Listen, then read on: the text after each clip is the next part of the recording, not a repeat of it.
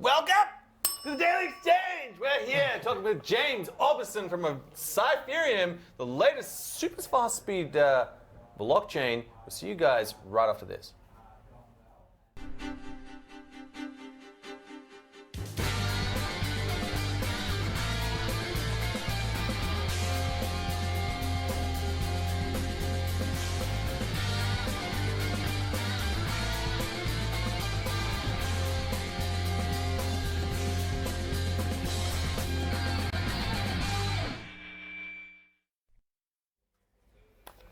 All right, guys, welcome back. We're here with James Orbison. Welcome to the Daily Exchange, my man. It's good to have you on here. Good to be with you. New York City style, here we are. We're back. Joel's with us.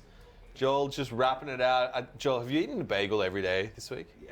You have. All right, so have I. Okay, we're doing this. James, tell us, Cypherium, incredible, a hybrid consensus model. We're going to talk about that today. An average of 2,500 transactions per second, up to 5,000 transactions per second on the testnet right now. Yeah. Incredible. Yeah. It's some pretty big numbers. It's also proof of work chain as well, which is an unusual thing to have for such a high throughput. And we're going to get into exactly how this all works, guys. Virtual machine obviously running, but this time on Java, Right. which is really cool. EOS using more C, Ethereum with Solidity. We've had a lot of different, obviously, blockchains come through, new consensus models, those kind of things. Tell us, can you start us off with, what is Cypherium and how does it work? Sure. Yeah. Cypherium is a new blockchain, smart contract platform that has two major innovations in the space. The first that you touched on is the hybrid consensus model, and that's a dual chain consensus structure that combines proof of work minting with PBFT, that's practical Byzantine fault tolerance, for its transaction verification. And we combine that consensus model with a Java virtual machine, which is a highly scalable and almost legacy-friendly virtual machine. Okay. What makes Cypherium, I guess, different from other blockchains? Yeah, so we, like so many other of our peers, are trying to solve that trade-off that so many in our space are facing between scalability and decentralization. We found that a lot of chains after Ethereum and Bitcoin have sacrificed the principles of decentralization in order to scale and meet the needs of today's enterprises. And what we have done is maintain that proof of work mentality and tenant, and combined it with practical Byzantine fault tolerance in order to achieve a kind of solution that we think will work and scale for the modern world. Okay, let's get into this, because I think this is the main centerpiece of all this, and we're going to talk a bit about other things. Joel, if you want to bring up the screen we've got here, can you talk us through, James, how this works? How do we reach consensus with the blockchain? Tell us, walk us through it. So the dual chain model starts with it decouples the mining process into two separate actions. There's minting the chain, creating the chain, writing the history, and that's filling the down blocks. here? No, that would be up top. The person with the crown represents the proof of work winner, who gets the right to mint a new chain and fill the block with the history. The competitors of a proof of work chain then form a voting committee, and together they carry out a practical Byzantine fault tolerance that verifies the blocks, so that, as opposed to Bitcoin, which can only do 5-7 transactions per second, and Ethereum, which can do 10, 15, we are able to achieve 2,000 to 5,000 by virtue of the fact that you don't have to wait for a block to be completed in order to have a transaction verified. So why is that? So this person's gotten the new chain, so the new block. Yeah. And are these the new transactions? Yeah, so there's the leader of the proof of work contest mints a new block by writing the history into the ledger, and the voting committee then piecemeal will verify those transactions so that mini blocks can be verified before key blocks are completed. This is we took the PBFT chain from Bitcoin NG and Bizcoin's protocols, and so that will be So following their lead, we're able to do immediate transaction processing while keeping the network open and permissionless. Okay. And is this kind of, so maybe just walk us through this. So this is the leader. Yeah. And they are. They are the voting committee, and that are also miners using computing resources to mine the blocks through proof of work, and together they work to reach a 2/3 quorum. Right. Then the block will be the key block that the leader mints will be accepted into the blockchain. Right. And then that will allow all of the blocks to be accepted into a uniform chain, and with total ordering, and be broadcast to all nodes. So then this is when it's passing out, it's gossiping out. Is that right? Well, there's no gossiping, but right. it does. The block can then be broadcast, and so that any malicious nodes will be rejected. Right. So this is where malicious nodes are trying to come in, and it gets rejected Those out. funnel guys. And then, so this election then takes place again? Is that what? Yeah, I mean, in the same way that for Bitcoin, every block is up for grabs through proof of work. A new key block will be mined through proof of work. Okay. And okay, so here's the part I'm trying to understand is that you've got this proof of work, someone's starting this new block, and then lots of transactions can go into that block? Yeah, so it is, the blocks are a variable size, but we use a small data packet, or block size, like TCP/IP's data packets that can be mobilized really quickly. And so there's not a uniform, we don't have to wait every 10 minutes for a new block to be proposed. And so those transactions can happen pretty quickly. Right. Yeah. And how often do these new blocks come about? It's variable. It depends on the voting committee. Yeah. And how many transactions approximately or can fit into a block? I'm not sure that we've determined the upper limit of that yet. But we don't have a fixed data size, so like that limit to scalability is not present for us. Okay, and then do you have I think it's OP return, or you can put data into a block where you don't need to. It's not a transaction; it's just more storing something in it, and you pay a transaction fee. I'm not sure whether our testnet covers that, but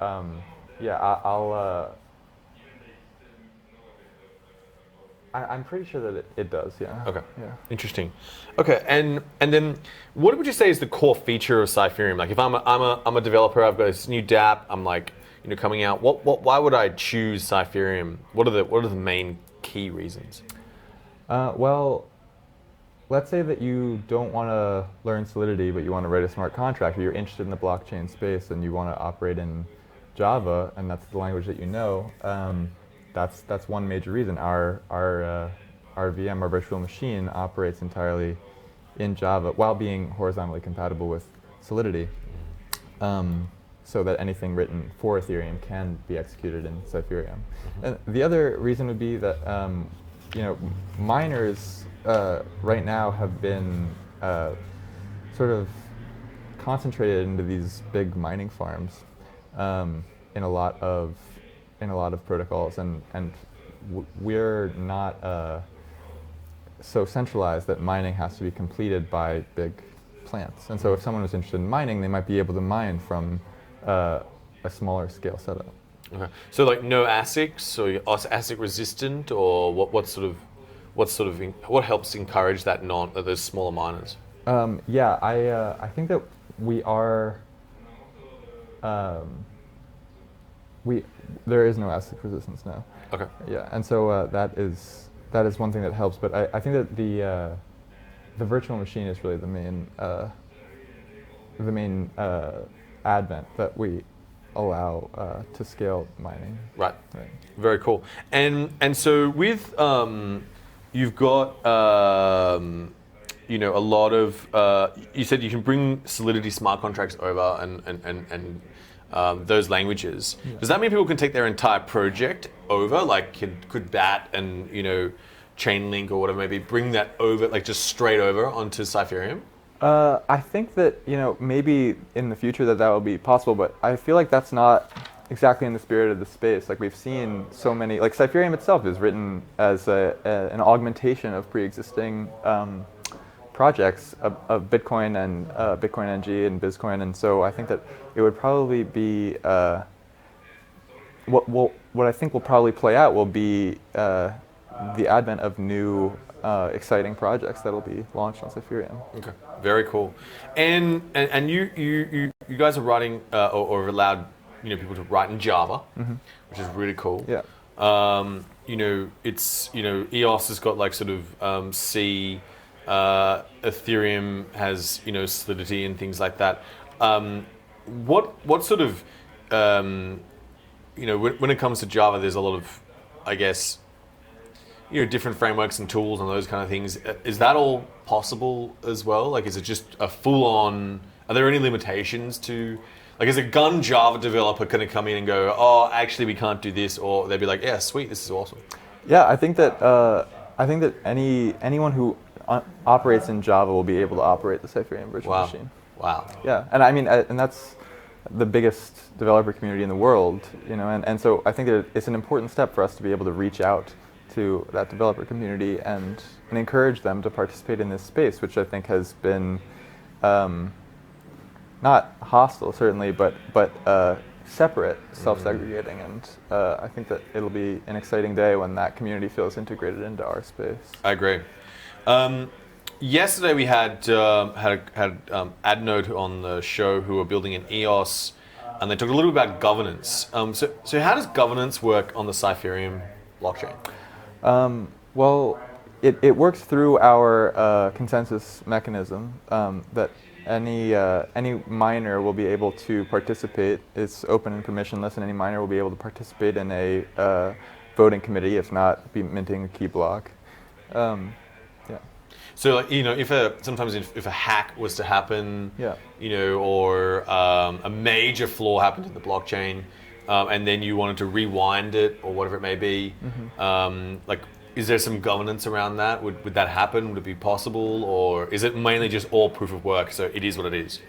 Right now, it's all proof of work, but there is capacity for that to develop through our power mechanism, which is sort of equivalent to gas with a little bit of innovation. What's it called? So power. Power, yeah. Okay, right. Yeah. Cool. Very cool. And so just to clarify that, do you have is there any sort of override mechanisms? If someone loses their private key or gets hacked or whatever it may be, that you can rewind the chain or whatever it may be? Not at the moment, no. And I'm not sure that we plan to develop that until until the need arises. Right. Yeah. Okay. Because I think that's what a lot of people lost a bit of confidence in EOS and Ethereum when that happened. Yeah. And so, going this pure route of this purest route, I think is a refreshing thing these days. Yeah. It goes back to really, if you lose your keys with Bitcoin, they're gone. Yeah. Was there any sort of discussion or thought around why you would want to do it that way?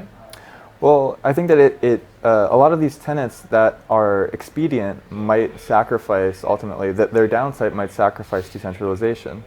And that's paramount for us. And yeah, I think that proof of work and maintaining a permissionless and fully autonomous network is not going to be outshined for us. Awesome. So you guys, there's obviously a lot of dApps that you might want to build on Cypherium. Yeah. Can you tell us about any that have sort of potentially started, or any products that are in the works right now? Sure. Well, partnerships that we're interested in pursuing have to do with the distribution of resources and payment systems. And so we're in conversations towards that. Yeah, but payment systems is something that we're really interested in, particularly because of our high throughput. Mm-hmm. And are there any examples of dApps you guys have built or things that you've tested the network with? Well, we've tested the network with flight data, with rerouting flight data, which I think is particularly pressing now because of the shutdown and flights might not be able to leave.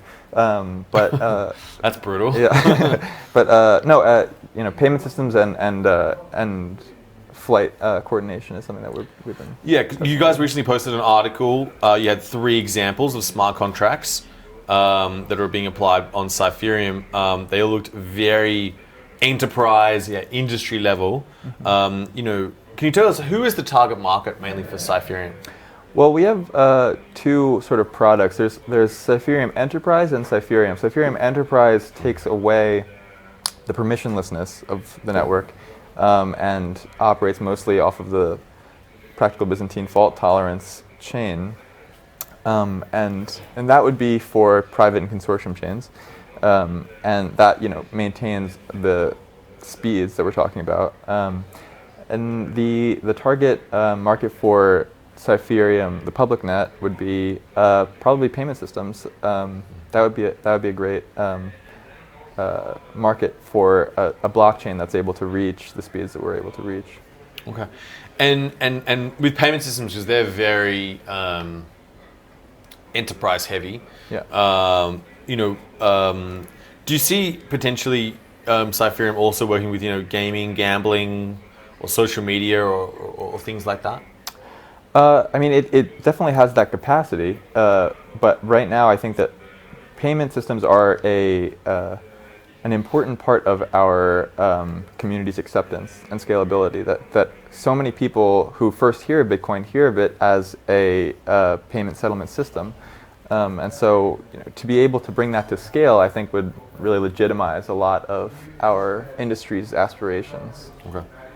You guys posted a sneak peek of a yellow paper. Can you tell us a bit about plans for 2019? Yeah, well, the plans are for people to really start playing with the virtual machine, which I think is going to be really fun. It's a Java virtual machine that's based on the Dalvik architecture that was used in the Google's Android phones, and it's really lightweight and accessible, and soon we're going to make the mining specs available, and there's a lot of exciting things. Right, so the mining specs as well. Yeah. What kind of miners do you expect to sort of join? Because there's a lot of there's those sites out there, best coins to mine and things like that. Yeah. Who do you think? What other kind of miners do you think will join Cypherium? Well, I think it'll be a really dynamic mining community. Mining is an interesting part of our ecosystem because for a long time it's been sort of taken for granted. And also, there's a certain amount of distrust in miners written into the design of these protocols.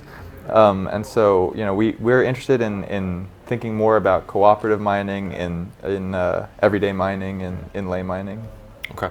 And what part are you particularly most interested and excited about this year, James? What's the one thing you're like, yeah, this is going to be sick? I think that I talk a lot about mining, but mining is a pretty interesting part of this whole blockchain experiment that we're all running. That it's a really fascinating and cornerstone aspect of our communities that I think that most people don't really understand the access they might have to it, that and that it can be vastly improved, that its efficiency, its importance, and its thought leadership can really be led better, I think. Okay. Last year, just talking about, there was a sort of allegations or things like that around some sort of, you guys raised some money and there's some Ethereum address being hacked or whatever it may be, across Twitter, Reddit, some social channels. Can you sort of just get this, I think it's important that everyone understands, because I think there's probably a different story in this, just sort of lay this straight for everyone and help them understand, what's sort of going on there? Yeah. In 2017, we had a private sale, a non-disclosure private sale. So we don't really want to get into the details of that, but yeah, we've been using that money for the development of the testnet and just trying to be good custodians of the investors' money while the market is so tumultuous. But yeah, hacking has been a big part of this space's issues, and it's why regulatory forces need to come heavy into the space. And yeah, so we've been talking a lot with the SEC, and we really welcome those conversations. Okay, and I think you guys have a token that you're looking to issue. When do you think that might happen? When you might issue your token? Well, it sort of depends. We're talking with a lot of partners and developers to see what the best timing for them is, and in concert with the best market climates. Mm-hmm. And so, we're pretty sure that we're sure that the coins will be distributed this year, mm-hmm. But we're not sure exactly the date of deployment for those. And this will be an ERC20 token to start with, or will it be just straight on the Cypherium mainnet? Straight on the Cypherium mainnet, yeah. Straight on the mainnet? Yeah. Oh, I love that. Straight down the main line, baby. Love it. Tell us, what are sort of the tokenomics around the Cypherium token? Yeah. It's a protocol, so like other protocols, it will gain value as it gains utility, as people start building on it and using it. But I think that for us, a lot of projects have faltered where they focus on tokenomics in front of the technology. And so for us, we're focused on the practicality and delivering a fully realized mainnet before sort of presenting the value proposition to investors. Mm-hmm. Mm-hmm. Okay, cool. And who do you think is this token really for? Like who do you think will have get a lot of value from it? I think that people who use payment systems, I think it's a very general and public-facing protocol, and I think that at first it will be people that are able to take advantage of these sort of technical conversations like the one that we're having, but that soon it'll open up to pretty much anyone that uses underlying technologies. Okay. Let's get a little technical, a little more crazy, because I think it's very important, because I think this is a key aspect about this blockchain is the Byzantine fault tolerance. So obviously this is a way to keep distributed systems secure. Yeah. And Bitcoin uses a proof of work to ensure the Byzantine fault tolerance in and of itself. And obviously this is the way that malicious blocks get rejected. Bad signals coming in for wherever way, depending on what blockchain you're using, what consensus you're using. But you guys are using I guess what's called a hybrid proof of work and practical Byzantine fault tolerance consensus mechanism. So it's two together in one. Yeah. Which is really cool. Yeah. And then obviously this is potentially sacrificing a little bit of decentralization, would you say, in the trilemma, or? Well, I think that our project, like so many other third generation projects, is trying to attack that trilemma by not having any weak points. That I don't think that it sacrifices decentralization. I think that the proof of work aspect really makes it permissionless, and that there are no closed nodes in order to reach the speeds that we're reaching. Right, and then, do you think that proof of work, you've got the hybrid model, is that safer than say Bitcoin? Yeah, I think so. It's completely invulnerable to say like a 51% attack like we saw with Ethereum Classic just now. Not only because of the 2/3 quorum that needs to be reached by the voting committee, but just because it's impractical for our protocol. And so I think that it is safer, and it is it's safer without the cost of speed or decentralization. Okay. And how does the hybrid model help you reach such high transaction speeds? Well, like we were going over before, the small block sizes and the decoupling of the mining process. So we take for granted in the Bitcoin protocol that mining is one thing, that it's both creating blocks and verifying blocks, but we can separate those two things, and we do so in order to scale. Okay, so there's a separation of creation and verification. That's incredible. Yeah.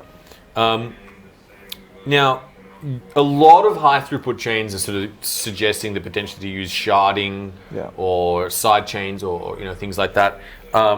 Why doesn't Cypherium do this? Well, we're entirely on chain for now, and we're excited by sharding. Our developers are really excited by sharding, the possibility of combining sharding with our existing protocol. But for now, we're focusing on the on-chain protocol. Okay, and so maybe in the future you guys might even consider that. Yeah, absolutely. Right. Okay. Cool. I think that with there's a lot of blockchains out there and new consensus models.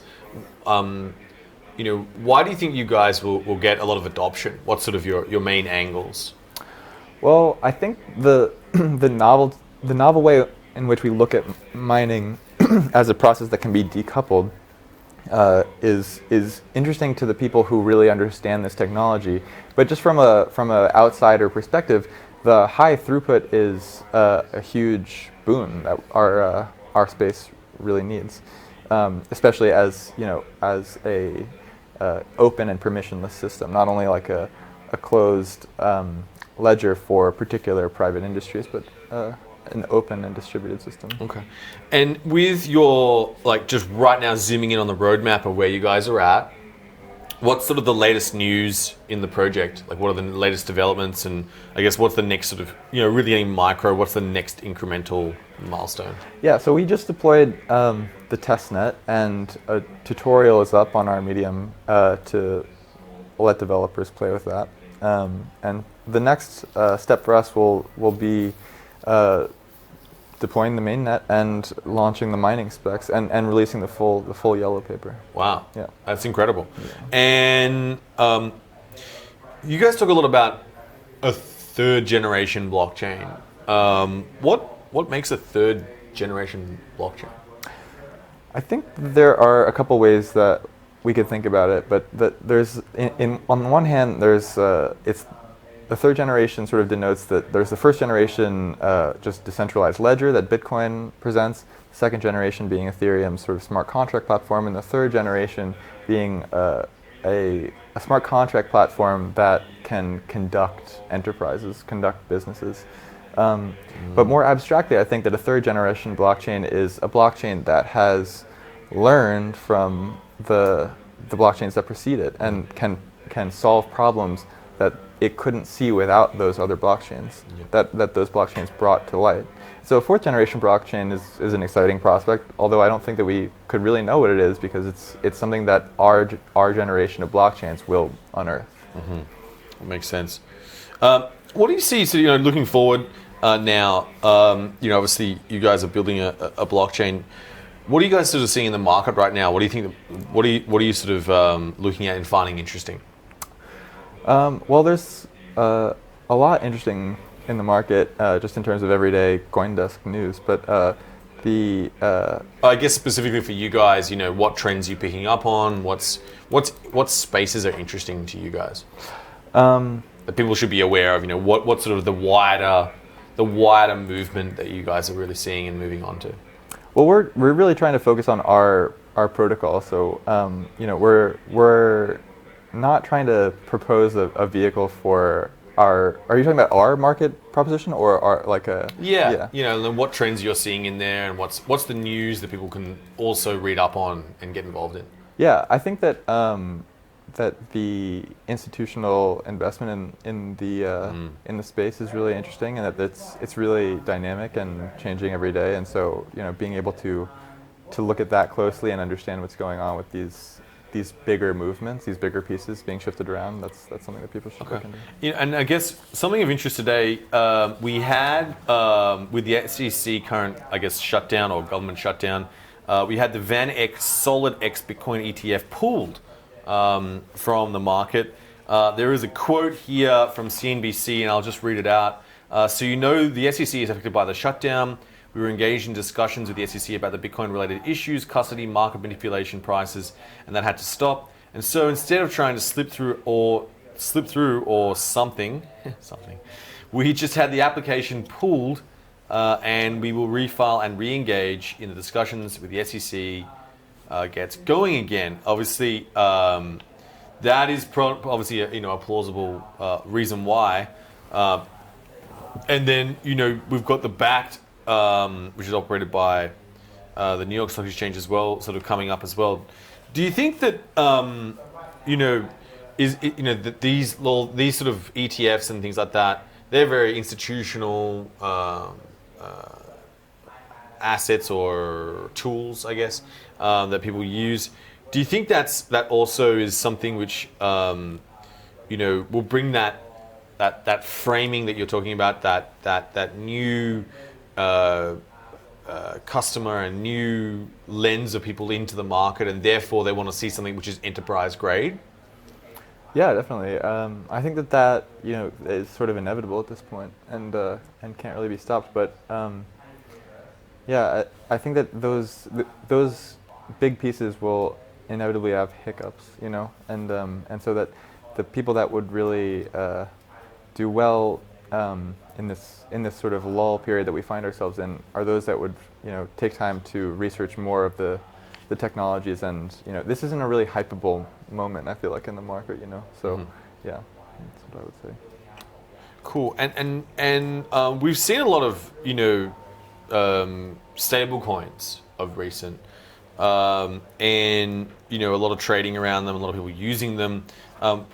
Is this something which Cypherium will be able to host as well? Is I guess really fast stable coins? Sure. And I guess for people wanting to find something to use within their chain, some sort of way to keep a steady price. Sure. I think that that will remain a possibility. Stablecoins are really interesting because they bring new sort of economic ideas into the markets, new ways of generating value and transferring value, and so I wouldn't count it out. They're pretty interesting tools. Very cool. If we've got two questions we ask everyone, James, that joins us on the show. The first one is it's a bit of fun. If you're going to get two coins and then we're going to combine together to have like a little child, what would they be? And tell us why as well. Sure. Well, Cypherium is kind of a child of Bitcoin and Bizcoin / Bitcoin NG. I'd stick with that. But Maker is a good name for producing new coins. I suppose Maker, and I like Quantum. Quantum's a nice project. Okay. Yeah. Cool name as well. Yeah. All right, cool. When the clock strikes 12 on New Year's Eve this year, this is not financial advice. We don't do financial advice on the show. What do you think the price of Bitcoin will be in US dollars? Now, while you have to think about that, James, Sure. I just wanted to give everyone a quick update on another piece of news that did happen while you're thinking about that price.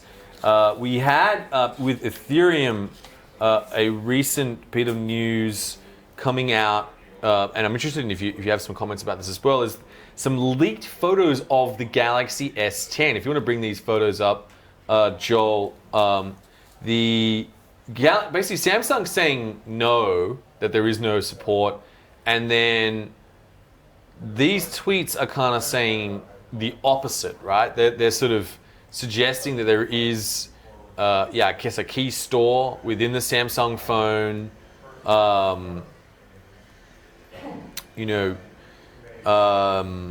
He's had 53,000 followers on Twitter. He's known as a prolific leaker, which is a new one for me. I haven't heard that one before. That's Joel, do you know any prolific leakers? No. So, I guess here's the thing, is the Samsung wallet going to have Ethereum support or not? It's really a big call right now. And I guess from this perspective, it's really about bigger businesses getting on board with cryptocurrency and integrating them in. Is this the kind of interest you think that will really change the market in terms of that enterprise grade? James, what's your sort of views on that? Yeah, I mean, any sort of integration into user end participation in payment systems, I think, will be a huge. People are thirsty for that. Yeah. Yeah.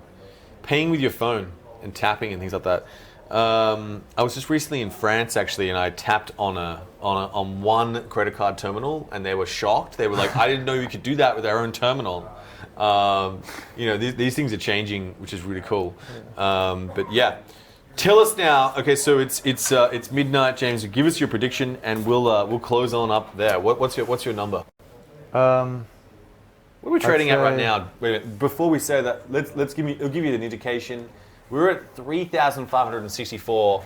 Sorry, we're at 3,565 for Bitcoin. Right. So let's go with 3,565 Galaxy S phones.